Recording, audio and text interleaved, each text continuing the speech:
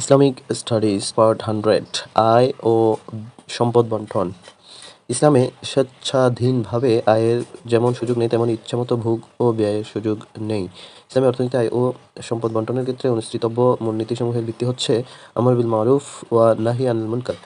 সম্পদ উপার্জন এবং ব্যবহার ও বন্টনের ক্ষেত্রে কোরআন হাদিসের গুরুত্বপূর্ণ নির্দেশনা রয়েছে, যেমন হে ঈমানদারগণ, একে অন্যের সম্পদ অন্যায়ভাবে গ্রাস করো না, কিন্তু ব্যবসা বাণিজ্য যদি পরস্পরের সম্মতিক্রমে হয় তবে আপত্তি নেই। সূরা নিসা 29 নং আয়াত।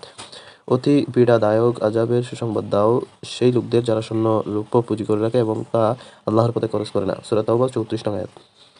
ইহা জীবনযাপনের ব্যবস্থা সেই মুত্তাকিনদের জন্যে যার অদৃশ্য বিশ্বাস আছে নামাজ কায়েম করে এবং তাদেরকে যে রিজিক দিয়েছে তা থেকে ব্যয় করে, অর্থাৎ আল্লাহর রাস্তায়। সূরা বাকারা 2-3 নং আয়াত। আল্লাহ ব্যবসাকে হালাল করেছেন এবং সুদকে হারাম করেছেন। সূরা বাকারা 275 নং আয়াত। সম্পদ যেন কেবল তোমাদের ধনীদের মধ্যেই আবর্তিত বা পুঞ্জীবিত না হয়। সূরা হাশর 7 নং আয়াত। নিশ্চয়ই অপব্যয়কারীরা শয়তানের ভাই। সূরা বানী ইসরাঈল 27 নং আয়াত।